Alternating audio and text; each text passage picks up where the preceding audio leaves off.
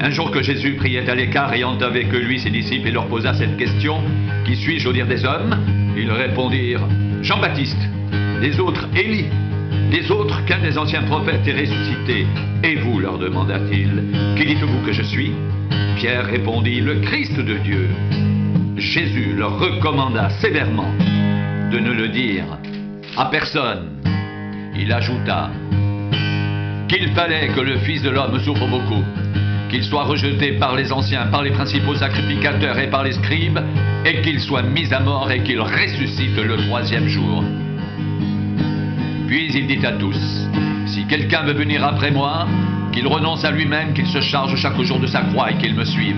Car celui qui voudra sauver sa vie la perdra, mais celui qui la perdra à cause de moi la sauvera. Et que servirait-il à un homme de gagner tout le monde s'il se détruisait ou se perdait lui-même?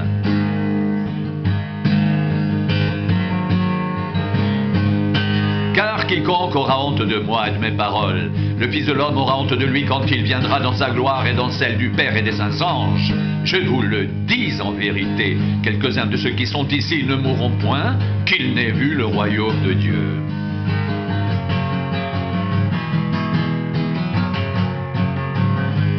Environ 8 jours après qu'il eut dit ces paroles, Jésus prit avec lui Pierre, Jean et Jacques. Il monta sur la montagne pour prier. Pendant qu'il priait, l'aspect de son visage changea et son vêtement devint d'une éclatante blancheur. Et voici, 2 hommes s'entretenaient avec lui, c'étaient Moïse et Élie, qui apparaissant dans la gloire, parlaient de son départ qu'il allait accomplir à Jérusalem. Pierre et ses compagnons étaient appesantis par le sommeil, mais s'étant tenus éveillés, ils virent la gloire de Jésus et les 2 hommes qui étaient avec lui. Au moment où ces hommes se séparaient de Jésus, Pierre lui dit: Maître, il est bon que nous soyons ici. Dressons 3 tentes, une pour toi, une pour Moïse et une pour Élie. Ils ne savaient pas ce qu'il disait.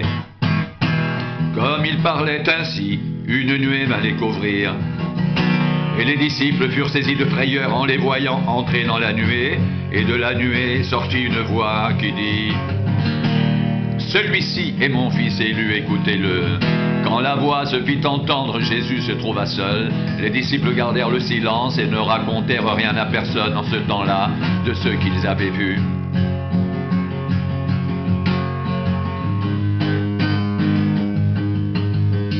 Le lendemain, lorsqu'ils furent descendus de la montagne, une grande foule vint au-devant de Jésus. Et voici, du milieu de la foule, un homme s'écria: Maître, je t'en prie, porte les regards sur mon fils, car c'est mon fils unique.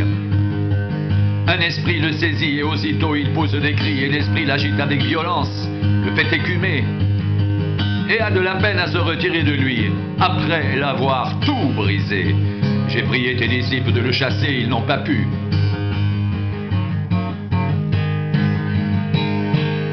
Race incrédule et perverse, répondit Jésus, jusqu'à quand serai-je avec vous et vous supporterai-je? Amène ici ton fils. Comme il approchait, le démon le jeta par terre et l'agita avec violence. Mais Jésus menaça l'esprit impur, guérit l'enfant et le rendit à son père. Et tous furent frappés de la grandeur de Dieu, tandis que chacun était dans l'admiration de tout ce que faisait Jésus. Il dit à ses disciples: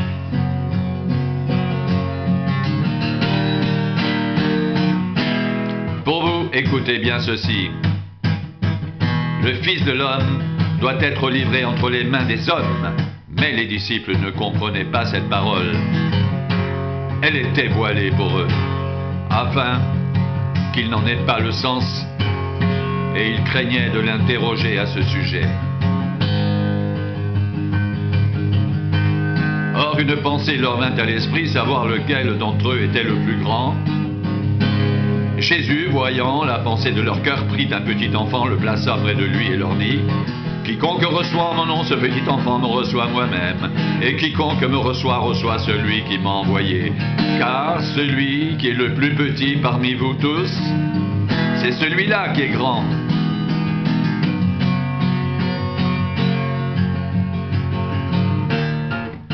Jean prit la parole et dit: Maître, nous avons vu un homme qui chasse les démons en ton nom. Et nous l'en avons empêché, parce qu'il ne nous suit pas.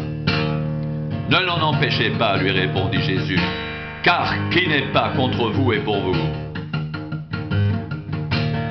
Lorsque le temps où il devait être enlevé du monde approcha, Jésus prit la résolution de se rendre à Jérusalem. Il envoya devant lui des messagers qui se mirent en route et entrèrent dans un bourg des Samaritains pour lui préparer un logement. Mais on ne le reçut pas, parce qu'il se dirigeait sur Jérusalem. Les disciples, Jacques et Jean, voyant cela, dirent: « Seigneur, veux-tu que nous commandions que le feu descende du ciel et les consume ?» Jésus se tourna vers eux et les réprimanda, disant: « Vous ne savez de quel esprit vous êtes animés, car le Fils de l'homme est venu non pour perdre les âmes des hommes, mais pour les sauver. » Et ils allèrent dans un autre bourg.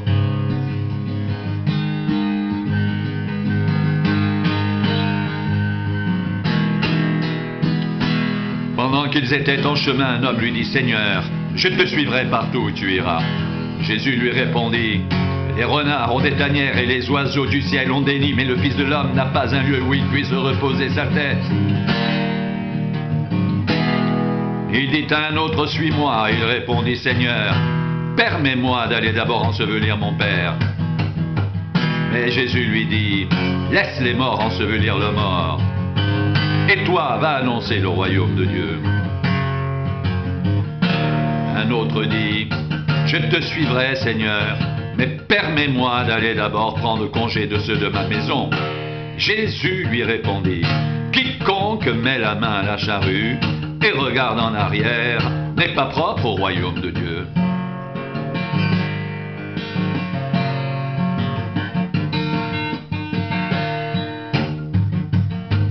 Si quelqu'un veut venir après moi, qu'il renonce à lui-même, qu'il se charge chaque jour de sa croix et qu'il me suive. Car celui qui voudra sauver sa vie la perdra, mais celui qui la perdra à cause de moi la sauvera.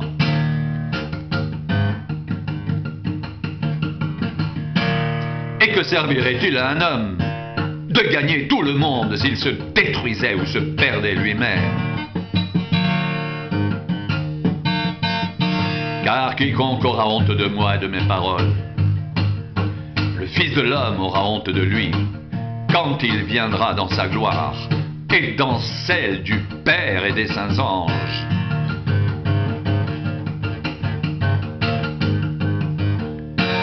Pendant qu'ils étaient en chemin, un homme lui dit: « Seigneur, je te suivrai partout où tu iras. » Jésus lui répondit: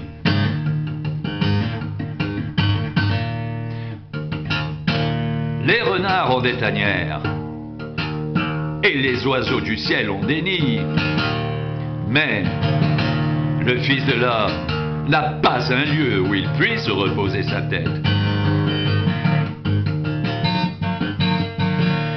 Il dit à un autre: « Suis-moi. » Il répondit: « Seigneur, permets-moi d'aller d'abord ensevelir mon Père. » Mais Jésus lui dit: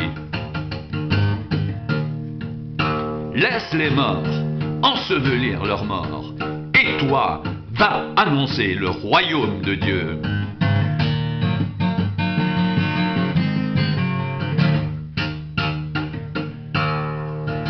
Un autre dit: « Je te suivrai, Seigneur, mais permets-moi d'aller d'abord prendre congé de ceux de ma maison. » Jésus lui répondit: « Quiconque met la main à la charrue et regarde en arrière n'est pas propre au royaume de Dieu. »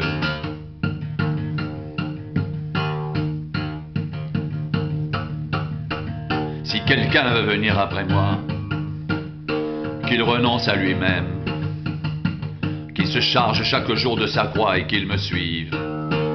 Car celui qui voudra sauver sa vie la perdra, mais celui qui la perdra à cause de moi la sauvera.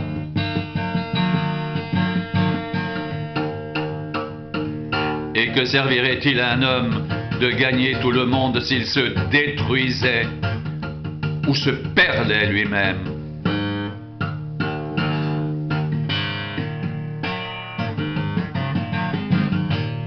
Car quiconque aura honte de moi et de mes paroles, le Fils de l'homme aura honte de lui, quand il viendra dans sa gloire et dans celle du Père et des saints anges.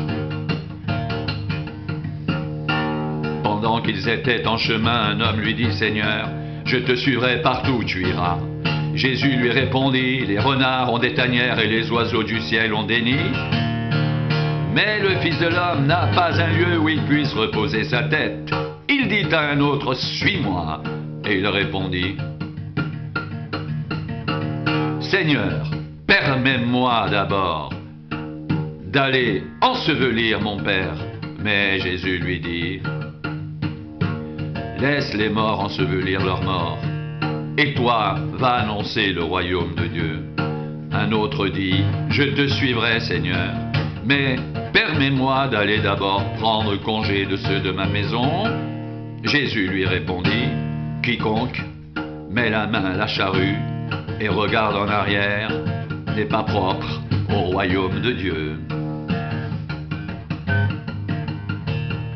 Malheur à toi, Chorazin, malheur à toi, Bethsaïda, car si les miracles qui ont été faits au milieu de vous avaient été faits dans Tyr et dans Sidon, il y a longtemps qu'elles se seraient repenties en prenant le sac et la cendre. C'est pourquoi au jour du jugement, Tyr et Sidon seront traités moins rigoureusement que vous. Et toi, Capernaum, qui a été élevé jusqu'au ciel, tu seras abaissé jusqu'au séjour des morts. Celui qui vous écoute m'écoute, et celui qui vous rejette me rejette. Celui qui me rejette rejette celui qui m'a envoyé.